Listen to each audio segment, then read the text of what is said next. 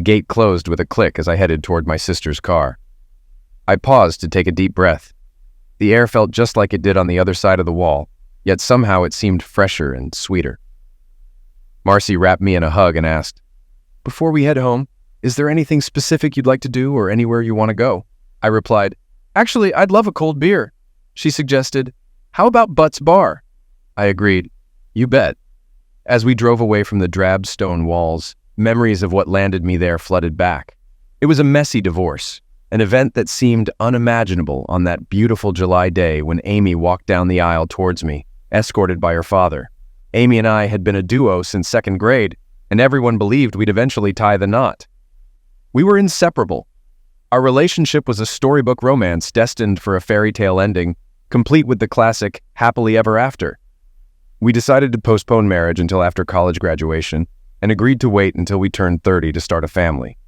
We wanted to explore and experience life before settling down.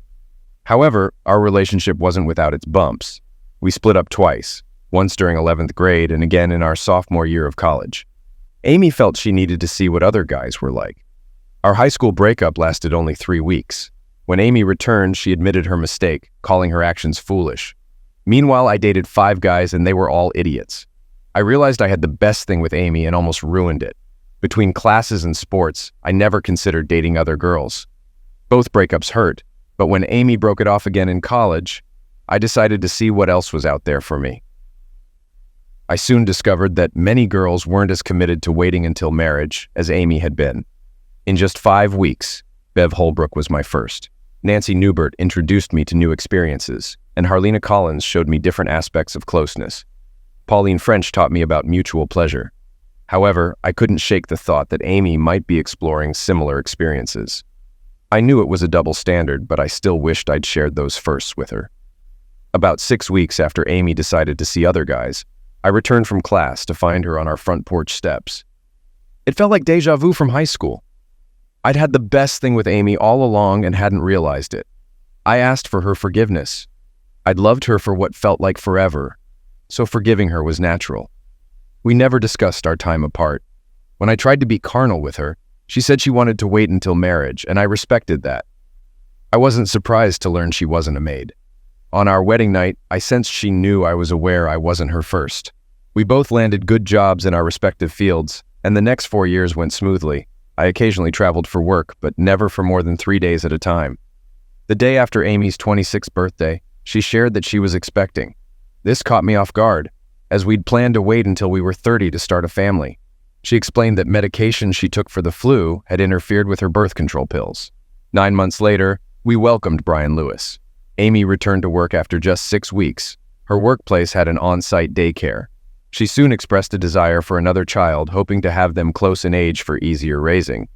I was fine with it, so when she told me 6 weeks later she was expecting again, I was okay with that too. In her 8th month, she mentioned she felt 2 kids were plenty and asked if I'd mind her getting her tubes tied. I felt it was her decision. If she didn't want to go through another pregnancy, who was I to object? A month later, Susan Marie joined our family. Like with Brian, Amy took only 6 weeks off work before returning, bringing both babies with her. Over the next 6 years, we each earned 2 promotions, and our income was solid. We seemed like the ideal couple, rarely arguing and maintaining an active bed life. We were carnal about 3 times a week, which I understood to be quite good compared to other couples with children who had been married as long as we had. We shared similar interests, enjoyed spending time together, and looked forward to seeing each other after work each day. The facade of our happy, loving home was shattered one July day. I had flown to Denver for a 3-day trip to address our supplier's delivery issues. Upon arrival, I discovered the IRS had seized the company earlier that day due to unpaid payroll taxes. The company had been struggling financially for some time. I quickly returned to the airport and boarded the next flight home without notifying Amy. This lack of communication proved fortunate, as it led to an unexpected discovery. I arrived home around 5:20 p.m., and Amy hadn't returned from work.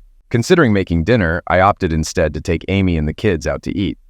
As I was in our home office, I heard the garage door opener, indicating Amy's return. By the time I saved my work and exited the computer program, she was entering the house.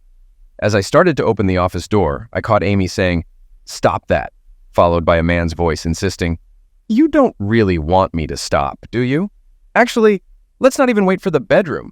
I'd like to have you over the back of your couch. You're incredibly eager, Hal, Amy remarked. He replied, yes, and you enjoy it. The couch isn't a bad idea. Should I remove my underwear or just slide them to the side? Amy queried. Remove them, he directed. Recalling the discomfort from the last time he only moved them aside, I cringed. The conversation momentarily halted before Amy's sounds of satisfaction filled the room, mingled with her familiar moans that hurt me to hear. I grabbed my cell phone, set it to camera mode, and headed towards the living room. I already knew who I'd find there. How could Amy's supervisor at work be involved? I had met him and his wife at various company gatherings like Christmas parties and picnics. Amy had no clue I was back home. I had left my car at the dealership due to a brake recall and had taken a cab home from the airport so they wouldn't expect me. I managed to capture 5 clear photos of them before they noticed me and 3 more as they scrambled apart. As they hastily separated, I pocketed my phone and moved towards him. He read my intentions from my expression, and unfortunately for me, I wasn't blocking his path to the door. Luckily for him, he hadn't fully undressed. He'd only unzipped his pants before starting with Amy. This allowed him to quickly turn and make a dash for the door before I could reach him. I might have caught up, but as I passed Amy, she extended her foot, causing me to stumble. By the time I recovered, he had exited the house. Ignoring Amy, I went to the kitchen, retrieved the phone book from its usual spot, and looked up Harold Bartram. As I dialed the number, Amy entered the kitchen, questioning, "What are you doing?" "Calling Janet Bartram to share the news," I replied. Amy quickly unplugged the phone and urged, "Don't do this. It'll just create more problems." I retorted, "Don't you think we already have problems, especially with Hal and Janet? It's fine for Hal to mess with my life, but I have to tread carefully with his? It's not about that. We shouldn't hurt Janet. She's innocent in all this," Amy argued. "I disagree," I responded. "She's married to a cheating idiot and she deserves to know. If she chooses to accept it, that's on her. From now on, I plan to make his life miserable. I'll start by telling Janet and offer to show her the pictures if she wants to see them. Then I'll consult with a lawyer about pursuing him at work. I'm sure your company's policy manual addresses supervisor-subordinate relationships. Lastly, I'll track him down, and when I do, he won't walk away unscathed." Amy cautioned, "You shouldn't take those steps. It'll cost you too much." I asked, "How so?" She replied, "You tell Janet she leaves him, and then I'll kick you out, bringing him into our home with me and our kids. If you sue our company, both Hal and I could lose our jobs. Without a job, I'll make sure you pay hefty alimony and child support in the divorce. And if you resort to violence against him, you'll end up in jail for assault. The best course of action is to move past this and focus on our lives," Amy suggested. "Are you serious? Move on after what I've discovered?" I retorted. Amy countered, "Why not? My relationship with Hal hasn't affected us negatively. We have a good life together. I've been a devoted wife to you. We have a strong relationship and I genuinely love you," Amy claimed. "You can sleep with him and then claim to love me. How does that work?" I questioned. "It's true. To me, Hal is just about physical satisfaction. Great physical engaging, but only physical engaging. But finding out you cheated and then hearing you critique my performance? I never said you were lacking in the bedroom." "Then why cheat?" I demanded. Amy clarified, "I haven't been unfaithful with anyone other than Hal since we got married. You know what I mean. You're a wonderful guy, husband and father. You're good in bed, but Hal provides something different that you can't." Incredible. I excel as a husband and father, but I'm just satisfactory in the bedroom? That's enlightening, I said sarcastically. Amy quickly responded, "I didn't mean to imply that. Our bed life is great. There's nothing lacking on your end. But Hal provides something different that I crave." "Oh, really? What's that?" I asked. "Size," Amy admitted. "Hal is well endowed, and that offers a different experience." I retorted, "Size shouldn't be the issue. We've had a wonderful life until now. If I'm okay with you seeking that elsewhere occasionally, we can continue as before. It hasn't injured us. It's been going on for years. We'll be fine." Shaking my head in disbelief, I said, "Amy, you're something else." Yet my curiosity was piqued. "You claim this has been going on for years. How many years are we talking about? How did it all begin?" Amy admitted, "It started before Hal. During college, when we took a break, I wanted to explore other relationships. One of the first men I got involved with was well endowed, and it was quite exciting.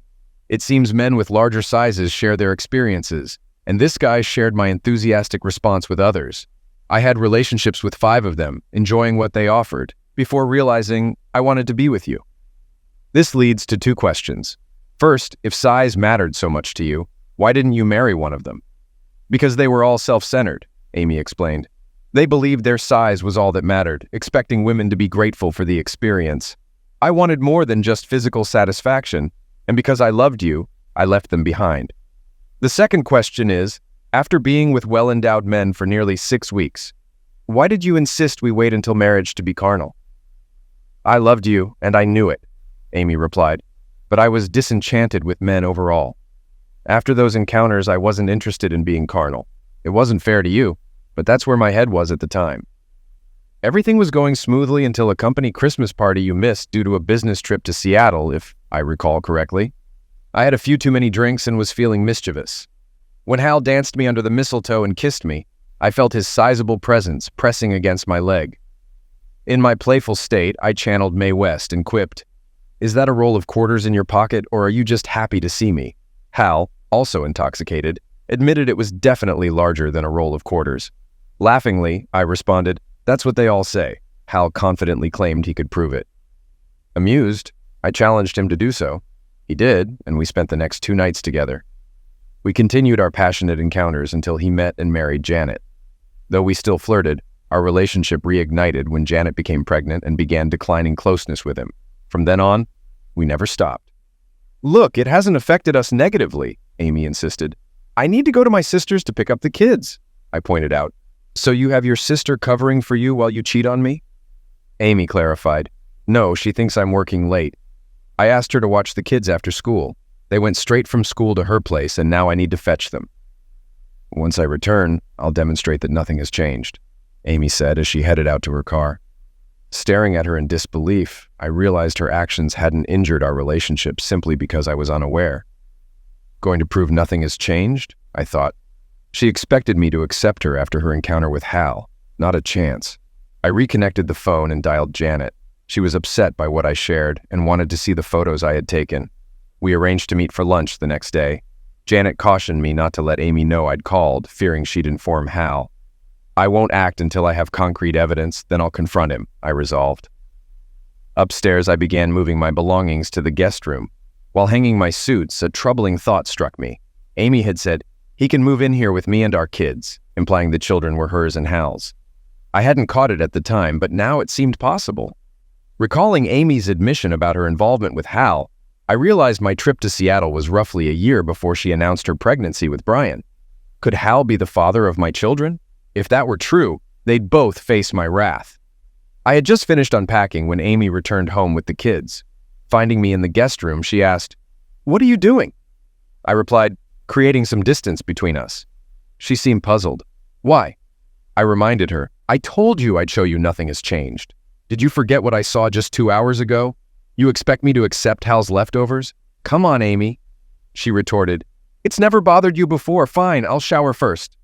I responded, "You're missing the point. I want nothing to do with your affair." "You're overreacting, Rob. I don't love Hal. I love you. I have physical engaging with Hal, but I make love with you," Amy insisted. I countered, "Your words said otherwise when you suggested I leave and let Hal move in. And there wasn't much love in your threats during the divorce talk," Amy explained. "I didn't mean it. I just wanted you to pause before calling Janet." I replied, "Well, I did think it over, Amy, and that's why I moved here. We're adults, Amy. We can discuss this, but I need space."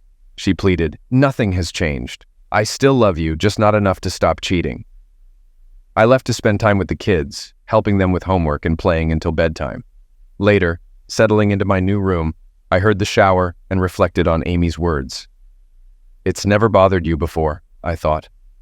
As I was drifting off to sleep, Amy entered the room. Feeling her attempt to embrace me, I sat up abruptly, pushing her away so forcefully she tumbled off the bed. "What part of 'I want nothing to do with your affair' don't you understand? Stay away from me, Amy." "Rob, I love you. We can find a way through this," Amy pleaded. I replied firmly, "It's not possible, Amy. There's no chance." She stood, left the room, and I tried to sleep. The night was restless, leaving me groggy. By morning, Amy had prepared breakfast, but I ignored her, grabbed my car keys, and left for breakfast at a local inn before heading to work. At 10, I called Mike Hooper, a trusted attorney and friend. detailing my situation and asking to discuss divorce. He agreed to meet at Bud's bar at 5:30. I connected my phone to the computer, transferred the photos of Amy and Bartram, printed 3 sets, and placed them in envelopes. By noon, I arrived at Mario's to find Janet already there. Rising to greet me, I kissed her cheek, remarking, "I wish our meeting was under better circumstances." After some casual conversation and ordering, I recounted the previous day's events. I handed her the envelope with the photos, and she calmly reviewed them, surprising me with her composure. She returned the photos to the envelope, asking, "Are you going to divorce her?" I replied, "After witnessing that, there's no fixing things." Janet said, "I might do the same. This isn't his first offense due to his size. I forgave him once, but warned him it'd be the last. You might not have the chance to kick him out. I'll be on the lookout for him, and when I find him, he won't get off easy." She suggested putting him in the hospital and moving his belongings there. "If you do catch him, give him a few kicks for me," she added. I agreed, and we left. My discussion with Mike confirmed my suspicions. In our state's no-fault system, assets would be divided evenly. Amy would get custody, and I'd be responsible for child support. With our incomes being similar, I wouldn't owe alimony or what's termed separate maintenance in our state. Concerned about the children's paternity, Mike advised a DNA test. Handing him 2 sets of photos, I requested legal action against Bartram for alienation of affections and against their workplace for neglecting their policy against relationships between supervisors and subordinates. "This could jeopardize Amy's job and increase your financial obligations," Mike warned. "I'm aware, Mike. Proceed anyway," I insisted. We covered a few more topics, and he advised against leaving the house and giving Amy control. With kids involved, he suggested trying to coexist until the divorce process clarified and the court issued guidelines. Let the court determine who stays and who goes. But remember, courts here often favor the wife, especially when children are involved. It could be a tough road ahead, Mike cautioned. When I returned home, Amy wasn't pleased. "You had to tell Janet, didn't you? We could have worked it out, but you involved her," she complained. "She kicked him out because of you." I responded, "It's not because of me, Amy. It's because of what you and he did. And I regret that she kicked him out.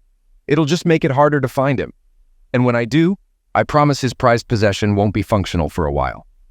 That night, while the household slept, I rose at 3 to swab the cheeks of my children with Q-tips. I left the samples at a nearby lab on my way to work and offered extra payment for expedited testing. Amy's words, "Just remember that I warned you, Rob," stuck with me.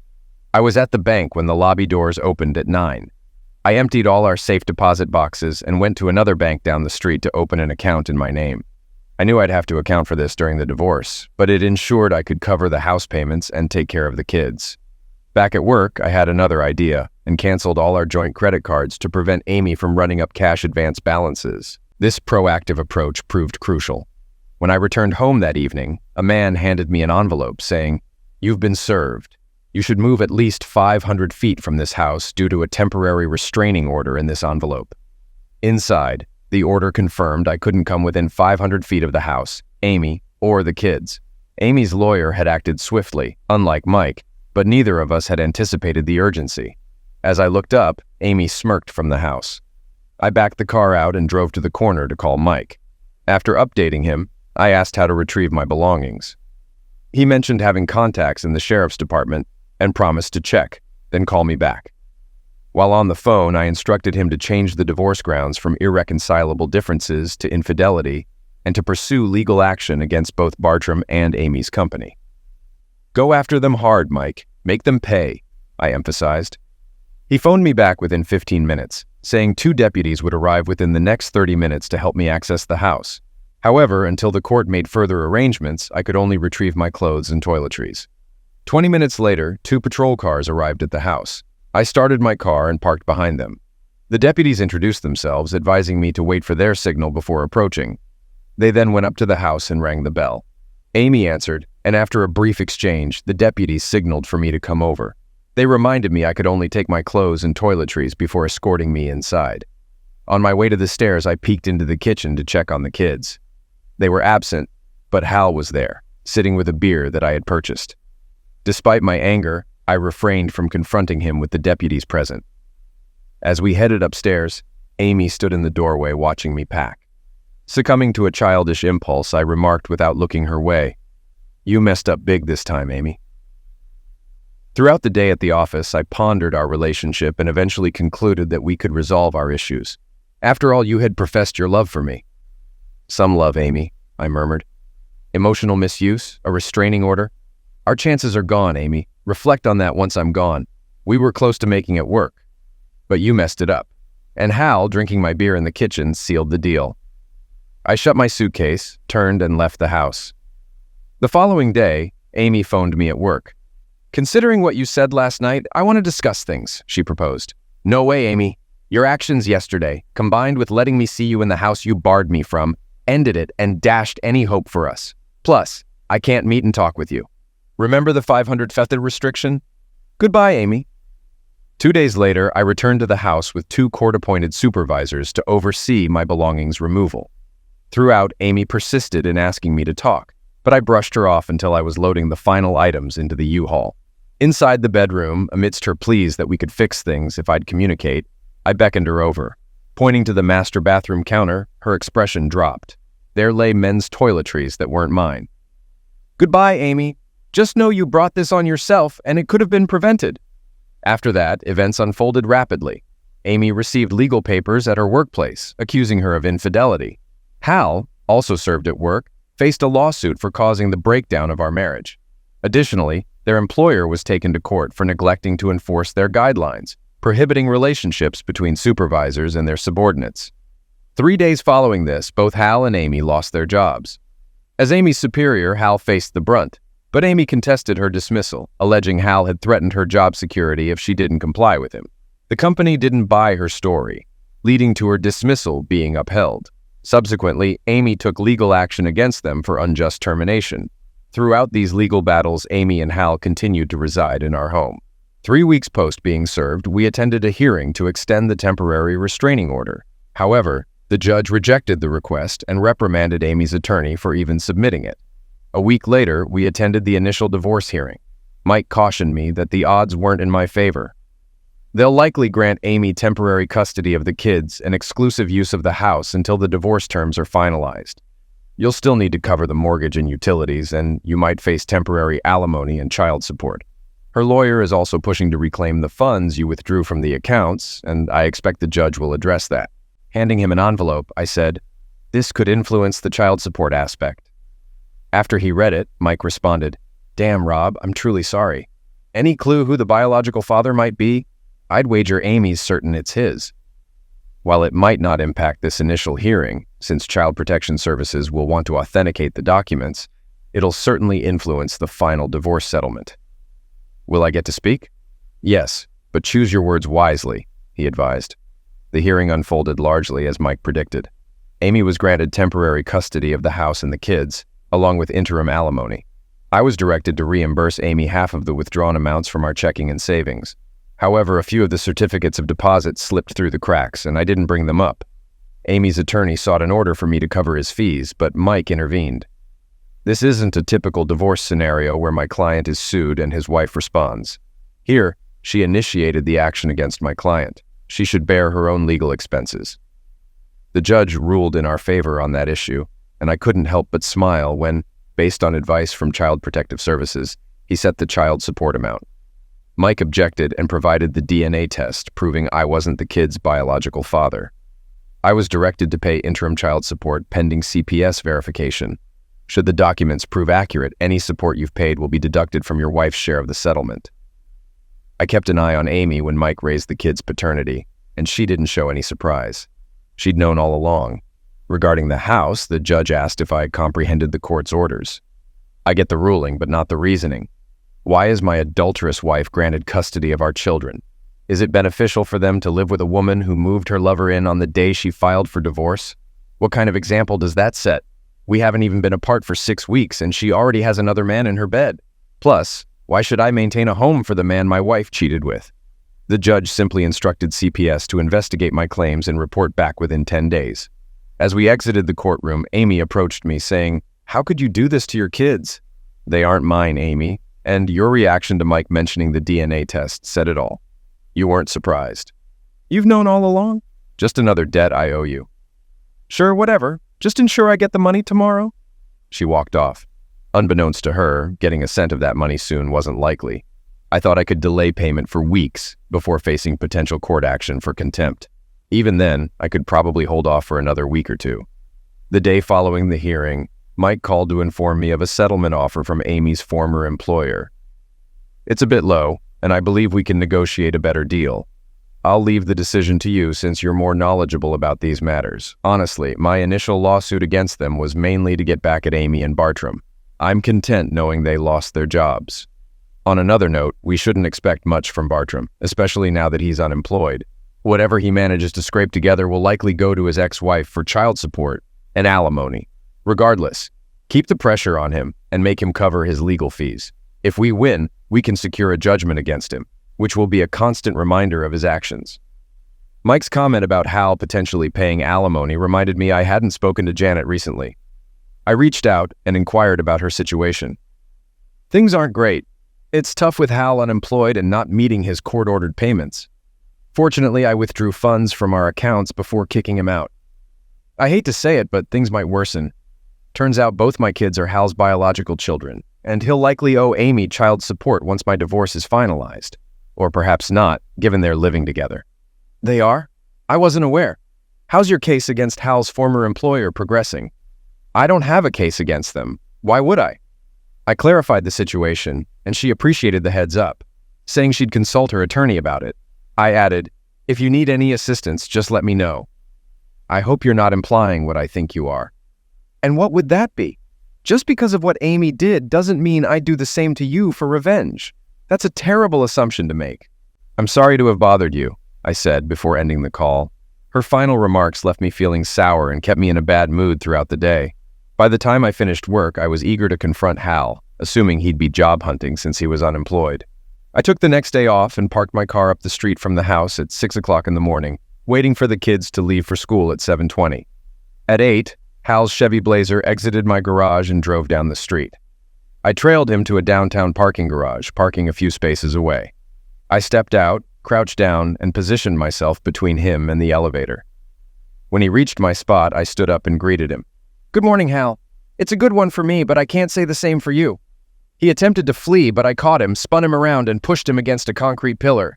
I then proceeded to physically assault him, concluding with 6 forceful kicks to his groin. Afterward, I left him on the ground, groaning in pain.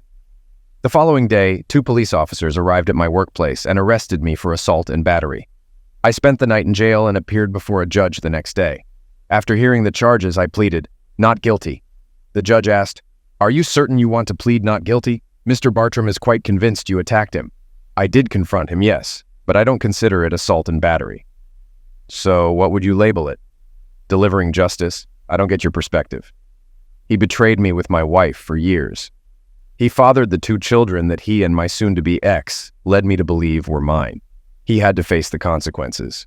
That might be true, but in this state, infidelity isn't illegal. That's why I took matters into my own hands. The law? I'm not interested. The legal system falls short in cases like mine. My wife cheats on me for years, leaving me responsible for her lover's children. And what do the courts do? They favor her. She keeps the house, and I'm ordered to foot the bill while she moves her lover in. I'm left paying for his living expenses, supporting her unfaithful partner with alimony.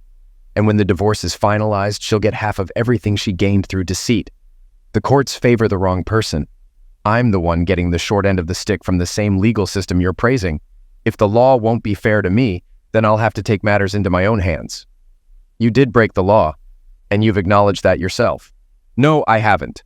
I'm admitting to pursuing the justice I deserve. I'm more than willing to present my case to a jury. While you may be willing, I won't allow the court's resources to be wasted on this trial. You openly admitted to stomping his bump. Therefore, I have to find you guilty and sentence you to 6 months in the Fairmont County facility. Thank you. Excuse me? You've actually helped me find justice regarding my wife. For those 6 months, she won't receive any alimony or child support. I won't be making the house payments. Plus, since she lost her job, she can't afford the mortgage. The house will foreclose, leaving her and her lover without a place. My jail time also means I'll lose my job, so she won't get any money from me when I'm released.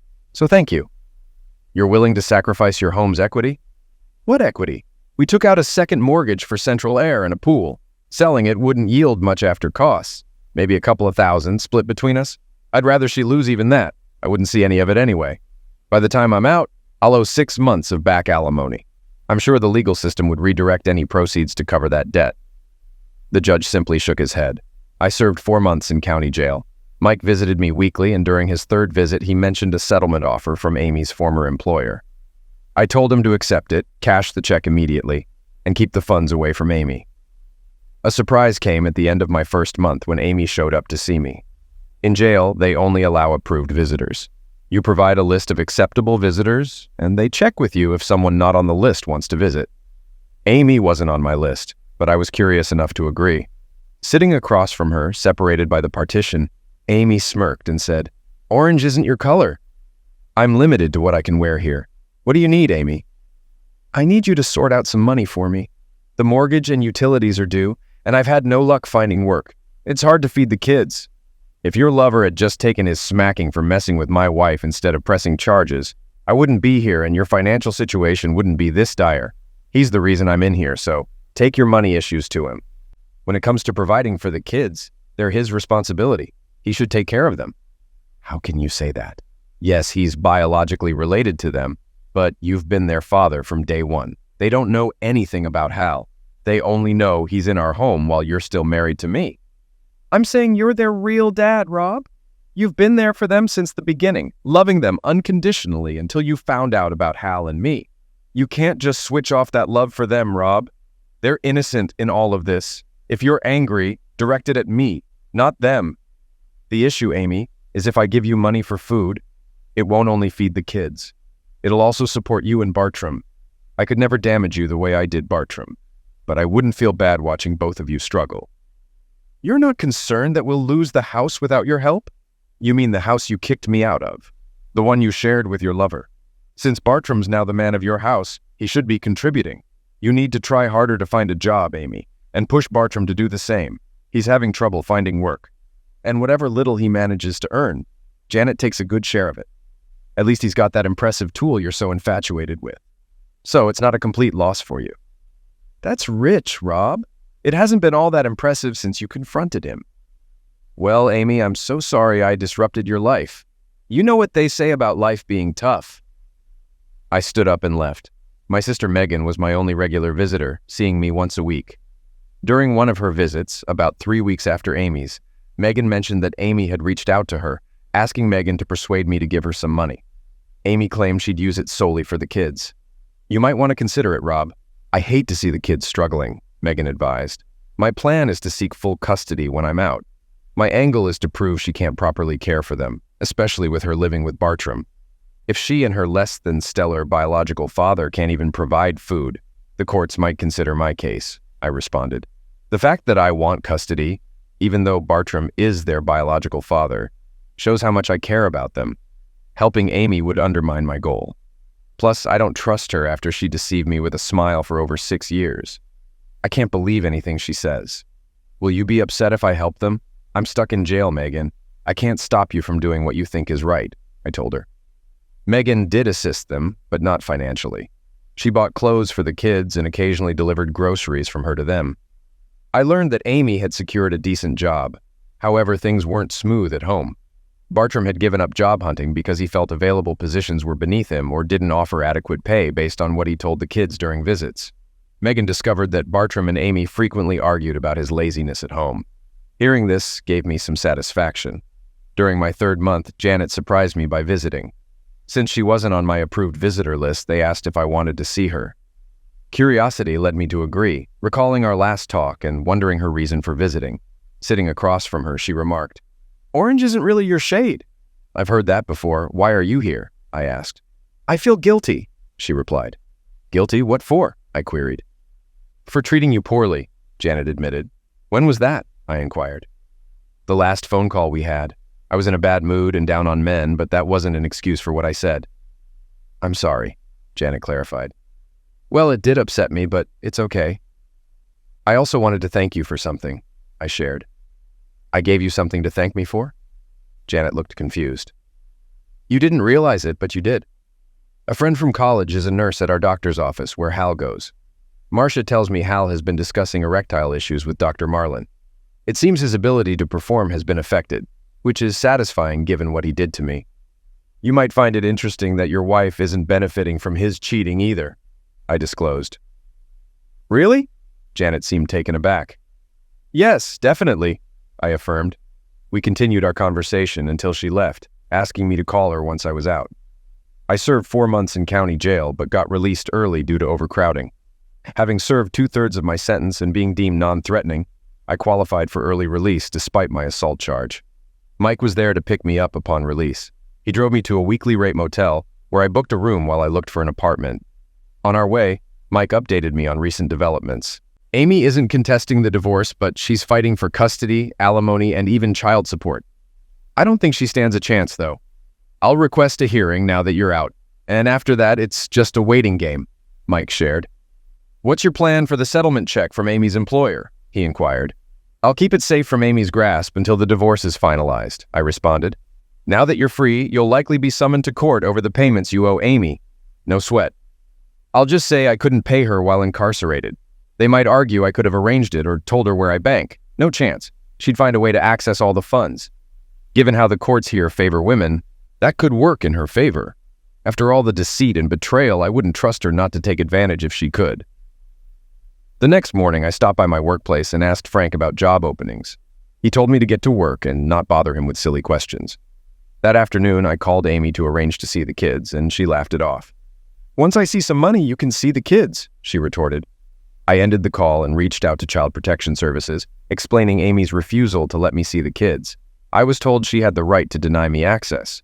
Your documentation confirms you're not the biological parent, and she holds maternal rights. Visitation, if any, needs court approval, so you must address the child support issue in court to have the order lifted. Your response suggests I shouldn't count on gaining custody, I remarked. I can't reveal our court recommendations, she stated. After expressing gratitude, I phoned Amy, planning a visit with the kids at 7, bringing money along. I won't leave you alone with them, I'll be there, she countered. I withdrew $500, placed it in an envelope, and arrived promptly at 7. Amy opened the door, saw the money, and moved aside. My heart sank seeing Bartram in the living room. His quick exit mirrored my shock. Brian and Susan stared at me from the couch. I'd hoped for a joyful reunion, but Susan's words changed everything. Why did you hurt our father? Mom says Hal is our real dad. Amy's smirk confirmed her influence. Frustrated, I headed for the door. Amy chuckled. Come back soon. Snatching the envelope, I snapped, Rotten hell, you deceitful strumpet. From there, events unfolded rapidly. I was brought before the court and mandated to pay Amy the original court-ordered amounts, along with back alimony and child support. I told the judge I'd sooner die than give a cheating strumpet a cent. He warned me to comply or face contempt charges. I retorted it was the first right thing he'd said, and he then sentenced me to either $500 or 30 days. I chose the latter. On the 29th day, I returned to court. The judge asked if I'd changed my stance. I won't pay child support for kids even the court admits aren't mine. CPS confirms this. Regarding alimony, I'm okay with that. But I won't cover house payments while my estranged wife harbors her lover. Remove him, and I'll resume payments. You're claiming CPS acknowledges you're not the father? The judge questioned. Yes, they do. I'll adjourn this hearing to verify your claim with CPS, he declared. Exiting the courtroom, I caught Amy's expression. She realized the child support decision might favor me and was furious. She'd been banking on another win against me. The following day, I returned to court. The CPS report confirmed I wasn't the children's father and that Hal was living with Amy. Consequently, the judge nullified the child support and cut Amy's alimony by a third retroactively. I still had to settle the back payments and house expenses. The judge surprised everyone, particularly Amy, by ruling that since Miss Ludke had a boarder, she'd be responsible for utilities and house insurance. Until that point, I was ready to reject the ruling and take another 30 days. However, I chose to comply. My reasoning was a bit twisted. Amy would be upset about the judge's decision, but seeing me return to jail might lift her spirits. I felt the need to deny her that satisfaction. While she might feel some joy in getting money from me, paying less than she anticipated, combined with the lack of child support and the smirk I'd give her, would dampen her glee. The judge demanded the payment within 48 hours, or he'd issue a warrant for my arrest. The smile I gave Amy as I exited seemed to infuriate her, which made my day. Back at the jail, I was processed out and then headed to a restaurant for a good meal. Afterward, I went to my sister's to collect my belongings she'd saved from my motel. While I was incarcerated, we chatted, and I mentioned how Amy had influenced the kids. Megan advised not to take it personally. They're just kids, and since you weren't around, Amy was their only influence. Young children are easily swayed. You'll have an opportunity to speak to them. But that moment never came. At the final court hearing, I was taken aback. Amy was granted full custody, and I wasn't even allowed visitation. According to the CPS report, both the mother and biological father believed I'd disrupt the children's lives. Since the biological father planned to marry Amy and form a family with her, the judge decided it was best for the kids not to have me involved. The judge also ruled that Amy could stay in the family home until the kids turned 18, after which the house would be sold, with the proceeds divided between us. If Amy married before then, the house could be sold immediately. The reduced alimony remained, and I had to pay it for 3 years or until Amy remarried, whichever happened first. I was furious leaving the courtroom. As I walked by Amy, she smirked and flipped me off. I brooded over it for about a week, then snapped and started plotting. I'll admit my judgment was clouded, but I'd been wronged by Amy enough times that I just lost control. I terminated the homeowner's insurance and kept an eye on the house, waiting for the right moment.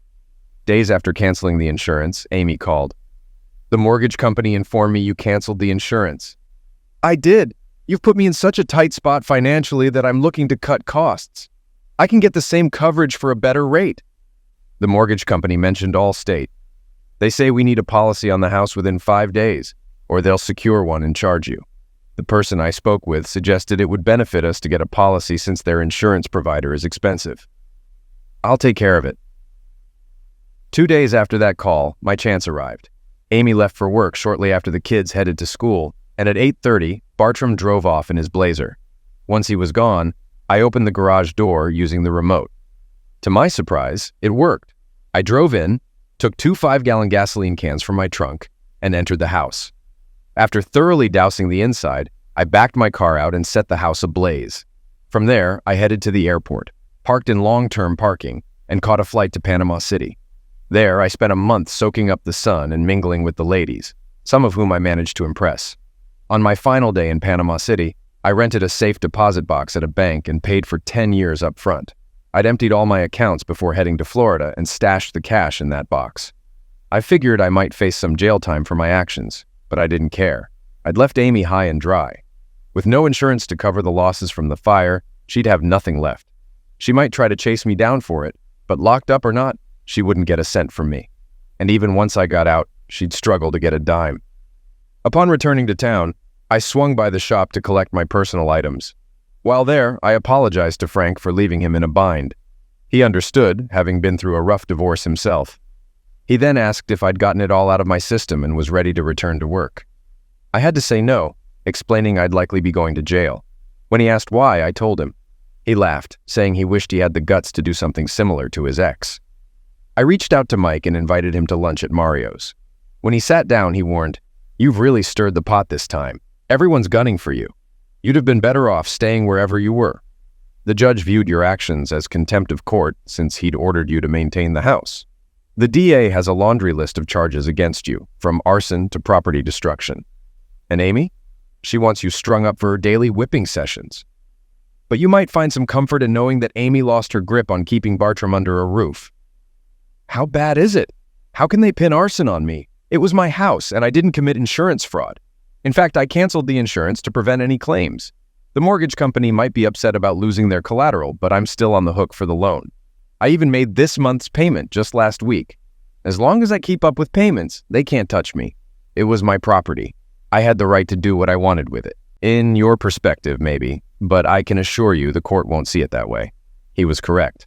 After a month of legal back and forth, I negotiated a plea deal with the state correctional facility at Albion, serving 3 years. With good behavior, I'd be eligible for parole halfway through. When parole was offered, I declined. I didn't want to subject myself to the very legal system I'd grown to despise, with its constant rules and restrictions. I ended up serving 2.5 years. During my time inside, Mike, my sister, and even Frank visited regularly. Frank kept urging me to visit him once released, and Janet visited a couple of times, insisting I call her upon release. While incarcerated, I also filed for bankruptcy, successfully discharging all debts except the one to the IRS. They took issue with my claiming house interest on my taxes, even though the house no longer existed. Even behind bars, the IRS demands their due, requiring tax filings and punishing income that doesn't comply with their rules.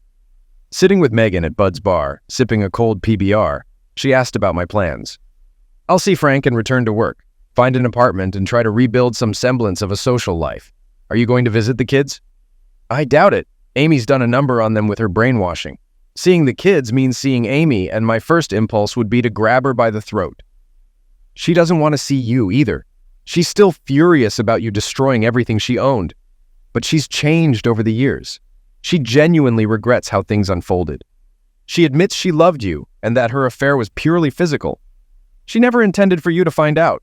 She's open to you having a relationship with Brian and Susan." How generous of her, especially after telling them I'm not their real father. "Cut her some slack, man. She was doing what you were, acting out of spite. The kids got caught in the crossfire. They've spent weekends with me, and trust me, they miss you. You should reconnect with them." "I can't face Amy. If you can arrange to pick them up and bring them to your place, we can try reconnecting." I visited Frank, and he said I could return to work when I'm ready. I asked for a week to adjust to freedom.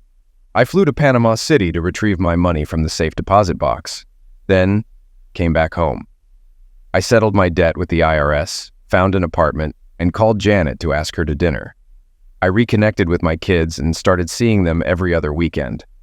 Janet and I went on several dates, but it became clear we were better off as friends. I found a new girlfriend and we're headed toward marriage. She must be amazing to take on the challenge of being with me and my kids. Yep, I have custody of the kids now. Amy remarried, but her new marriage hit a snag when her husband caught her cheating. Unlike me, he didn't snap photos. He grabbed a weapon and tragically ended both their lives. Since our state doesn't have the capital punishment, he got a 20-year-to-life sentence. I send him a carton of cigarettes every month, along with a thank you note. With Amy out of the picture, I petitioned the court for custody, and I got it. Now the kids live with me. I guess there's truth to the saying.